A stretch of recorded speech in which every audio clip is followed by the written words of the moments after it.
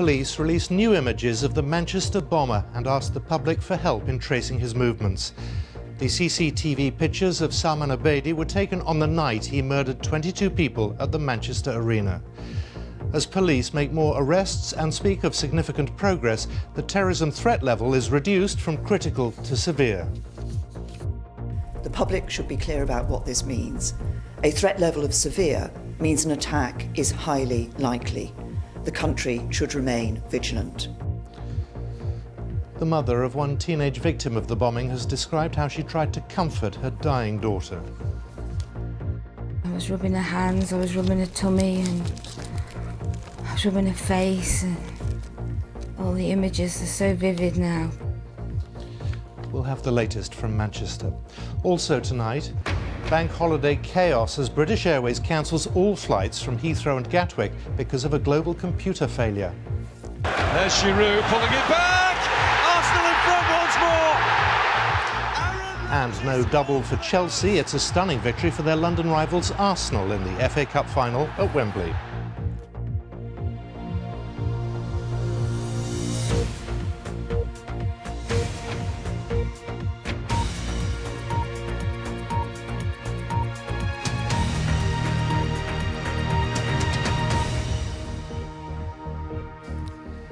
Good evening. Police investigating the terror attack in Manchester have tonight released CCTV images of Salman Abedi, the man who carried out the bombing on the night of the attack. They're appealing for information on his movements in the days before. Detectives said they were building up a detailed picture of Abedi, his associates, finances and the wider conspiracy behind the attack. Earlier, 2 more people were arrested. From Manchester, our Home Affairs correspondent Tom Simons reports. In a crowd, he would barely have been noticed. This is the Manchester bomber on the night he murdered 22 children, women and men. A rucksack on his back, he'd flown in from Libya 5 days before. Police have released this picture, its background removed, because they want information about what he did in that time. Day and night they've crisscrossed Manchester, raiding buildings, arresting people. This was Moss Side this morning. The area was cordoned off for a while, with a bomb disposal team on standby. There is no letting up. There were 3 more arrests overnight. We now have 11 men in custody. There's now 17 searches either concluded or continuing on various addresses, largely in the northwest of the country. In another raid this morning, armed officers blew open this door in Cheetham Hill, a suburb in North Manchester. About 3 o'clock we heard a blast. Waking neighbours and making yet more arrests. Local people have helped us establish the identities of the 20 and 22-year-old men arrested here last night, and we've already been able to establish a link between one of them and a member of Salman Abedi's family. That's the pattern of the police investigation. Start with the bomber, find out who his friends and acquaintances are, and arrest them. Police are increasingly confident. Tonight they revealed that after the bombing at 10:33 on Monday night, forensics officers went straight in to examine the aftermath. Within 2 hours they'd identified the bomber, possibly from ID found on his body. They've tracked his movements, from the family home to the flat he's said to have rented before disappearing to Libya, returning on the 18th of May to move into a city centre apartment where the bomb was likely put together. They've pieced together his network. Friends and relatives are in custody. They're gathering financial evidence of who backed him. But crucially, they now know how the bomb was put together. That will help them judge the ongoing threat of another attack. People continue, as requested, to report their concerns. And tonight again the police were checking suspicious items, this time near Manchester's main station. The bomb disposal team, again on standby. And Tom is in Manchester city centre for us. And how significant is tonight's release of this image of the bomber? Well, Simon, I think it's pretty significant because it shows what he looked like on that night, possibly the night when he walked out of this city centre apartment to the Manchester Arena and carried out that bombing. He may have walked down this street wearing those clothes, and police clearly want to know a little bit more about that night and those 5 days that preceded it, when he, it's thought, lived here and built the bomb. And they hope that showing the picture will bring forward memories and bring forward information. They said tonight they've got 1,000 police officers and staff working on this investigation. They've come from all over the country. They're working round the clock, 14-hour shifts. But that is the reality of a terrorism investigation when there is potentially an imminent threat of another terrorist act. Simon. Tom, thank you very much. Tom Simons. Well, the Prime Minister has announced that the threat level facing the UK is being reduced from critical to severe following the significant progress in the investigation. It means that an attack is no longer regarded as imminent but remains highly likely. In Manchester, more flowers were laid in memory of the 22 victims of the attack. And the parents of 18-year-old Georgina Callender, who died in the bombing, paid a moving tribute to their daughter. Judith Moritz reports. See you later, mate. Visible and armed, the police out on the streets, there both to protect and reassure the crowds. The threat level has been lowered, an attack considered highly likely rather than imminent. But soldiers will continue to support the police until Monday at midnight. The Independent Joint Terrorism Analysis Centre has this morning taken the decision to reduce the threat level from critical to severe. The public should be clear about what this means. A threat level of severe means an attack is highly likely. The country should remain vigilant. It means that 1,300 events happening across the country this weekend will remain under heightened security. At Wembley, the FA Cup between Arsenal and Chelsea passed off peacefully. At the Let's Rock Festival in Shrewsbury, the police mingled with the audience. And every one of the 50,000 spectators at Radio 1's big weekend in Hull are being searched at least once. The effect of the arena attack has been felt by millions of people, and thousands have now been to pay their respects to those who died. 18-year-old Georgina Callender was killed in the blast. Her mum was frantically trying to find her after the concert. Today, she spoke about the moment that she discovered her daughter. There she was on the stretcher, and they were working, doing resuscitation and getting her down the stairs. And I was just screaming and shouting at her. And I was rubbing her hands, I was rubbing her tummy, and I was rubbing her face, and all the images are so vivid now. I can see everything. And this evening, the teenager's parents laid their flowers alongside the others at the memorial, which has become a focal point for Manchester's grief. And then, balloons flying free, there was applause, respect and love for a family needing comfort at this, the hardest of times. Tonight, people are still arriving here to bring flowers, to pause and to reflect. Tomorrow, the mood in this city may feel a little different. 30,000 runners are due to pound the streets for the Great Manchester Run. But the victims of the arena attack won't be forgotten, as a minute's silence is held for them at the start line. Judith Moritz, thank you very much. Thousands of British Airways passengers around the world have been stranded or had their flights cancelled after a massive computer failure. All flights from Heathrow and Gatwick were grounded for the day, bringing bank holiday misery for travellers. The airline says it's working to resolve the problem, but has yet to confirm when it will be fixed. Here's our business correspondent, Joe Lynham. This is what happens after a catastrophic IT failure. Thousands of BA passengers starting their long bank holiday weekend. Queues of people snaking out of the door at Terminal 5 in Heathrow. People have been standing in the queues for up to 70, 90, 120 minutes in some cases. The queue stretches from the check-in desks all the way out to the back of the terminal and down in front of the terminal where all the taxis deliver people. And many passengers contacted the BBC with their experiences. We've literally just now been told that nothing's happening, no flights till 6 o'clock. Prior to that, we hadn't been told very much at all. There were no tannoy announcements whatsoever. Travelling with my 80-year-old grandma for her birthday. It's a celebration weekend. There's 13 of us going, and we've had nothing. We haven't been offered any chairs, any water, any vouchers, nothing. By this afternoon, the disruption was such that BA took the highly unusual step of cancelling all flights from Heathrow and Gatwick Airport. This is the queue of customers leaving the terminal. And there have been severe delays for BA flights around the world. This is JFK Airport in New York and Fiumicino in Rome. I'm hearing that British Airways has cancelled all departures from Heathrow and Gatwick. Customers were handed out leaflets advising them of their rights to a refund and compensation.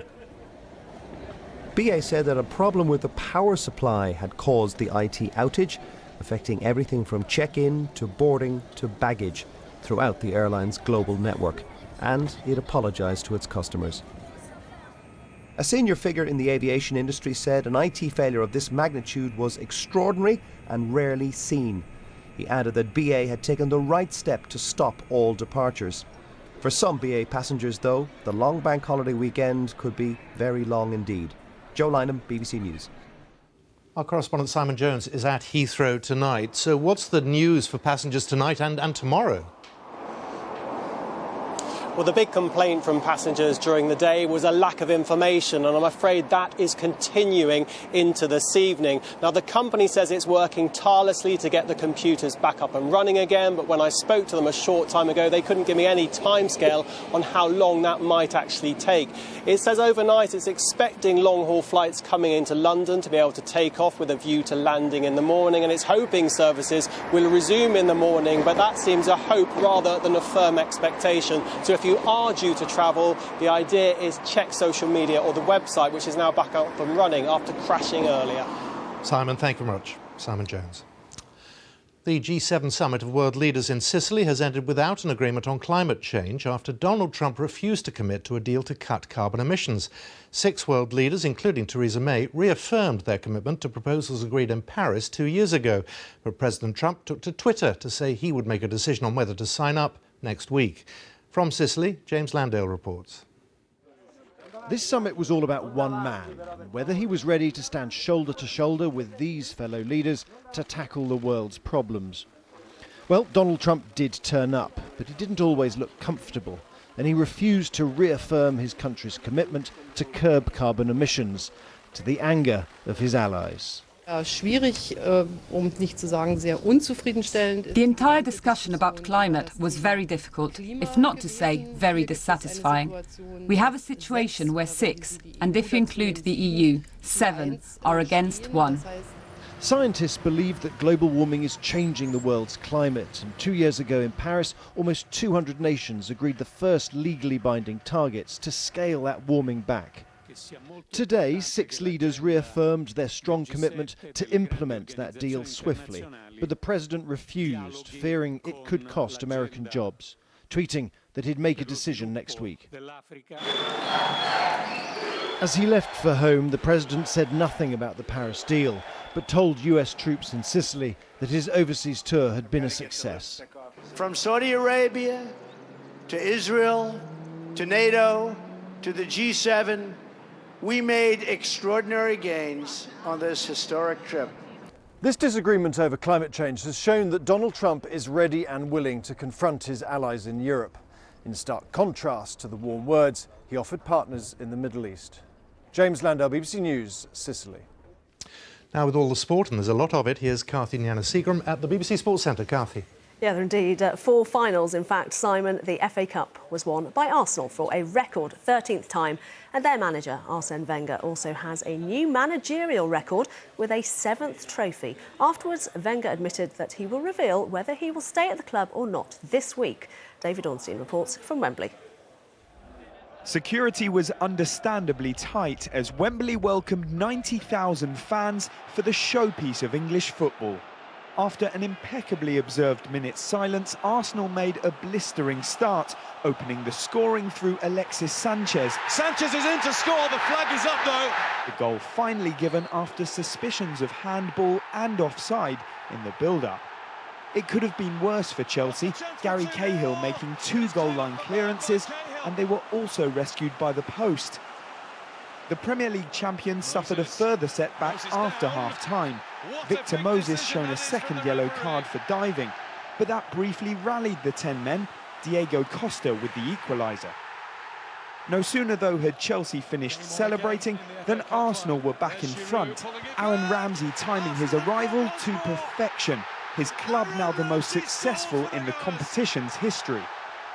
So at the end of a vintage FA Cup final, Chelsea's dreams of the double are ended by Arsenal. An otherwise disappointing season for the Gunners finishes in glory. This team has suffered and united and responded. I said last week this team will win the championship with 1 or 2 goodbyes and keep them together, and I think we are on a good way. Despite today's success, questions remain over the future of Wenger. Whether he stays or goes, he's certainly made his mark. David Ornstein, BBC News at Wembley. It was also a record-breaking day for Celtic, who have won a treble of trophies without losing a domestic match all season. Today, Brendan Rodgers' side won the Scottish Cup, beating Aberdeen 2-1. Patrick Geary reports. For weeks now, Celtic have been taking the applause. Hail Scotland's champions, a final short of a treble. But Aberdeen have been closer to them than any other side. Their motto, stand free, just as their midfielder Johnny Hayes did in the 9th minute. Gasps and cheers had barely cleared throats when Celtic responded. Stuart Armstrong, the scorer. Aberdeen had been ahead less than 2 minutes. Now we had a final, full-blooded stuff. The last team to beat Celtic in any competition was Barcelona, a cause for Aberdonian inspiration rather than fear. The only problem, the final moments. And Celtic were coming. Closer it seemed with every attack. Patrick Roberts within inches. By 90 minutes, the Dons were hanging on. Stoppage time, heart stoppage time, and a young man from Australia who was about to become a legend. It's Tom Rogic! Victory and history that means more for having had to fight for it. Celtic, Scotland's invincibles. Patrick Geary, BBC News. Rugby Union's Premiership final also had an exhilarating finish, which saw Exeter crowned champions for the first time. It was 20 points all at the end of full time against Wasps, but a late extra time penalty from Gareth Steenson made history for Exeter. And in the Pro 12 final, Welsh side Scarlets defeated Munster by 46 points to 22 in Dublin to lift the trophy for the first time in 13 years. And England's cricketers have beaten South Africa by 2 runs to win the one-day international series. Simon. Carthy, thank you. The biggest music event to take place in Manchester since Monday's terror attack is taking place tonight. The Cortinas, a local band with a huge following, have sold out the 50,000 capacity Old Trafford cricket ground. But the event is very different from the one originally planned. Our entertainment correspondent Colin Patterson is there. The Cortinas. This gig sold out 6 months ago. After Monday's bomb attack, the band decided it would still go ahead. Their singer Liam Frey told me why. If this hadn't have happened, it would have sent out a really bad message, I think. People shouldn't be allowed to go and enjoy themselves without being scared. We're absolutely coming because it's what we do, it's what we love. We're not going to be deterred by anybody or anything. I'm a married man, I've got a kid and all that, but at the end of the day, you've got to live your life. You know what I mean? You've got to live your life. Now, this is not normal at a gig to have armed policemen on the door, but even with this level of security, some die-hard fans have chosen to stay away. First time I saw Cortinas, it was it was actually at the arena. Liam Wilkes has attended every Cortinas gig in Manchester since 2011, until tonight. He sold his tickets. I just know I wouldn't enjoy it. I wouldn't be focusing on the music. I'd be focusing on if I saw anything suspicious, or I wouldn't be listening to the music. I'd be watching everything else. Good to go. But Abby and Pete weren't going to let their big day be spoiled. They'd already decided to turn the gig into their wedding reception, buying 68 tickets for guests. What we do in Manchester is we go to gigs, and that's why we had the wedding that we've had, so we just carry on, and we're with our mates tonight, our favourite band, so we're just going to do Manchester proud tonight and have a big party. But tonight has also been about remembering those killed on Monday. This is our Manchester, and the bees still buzz. Colin Patterson, BBC News, Manchester. That's it from us. A very good night.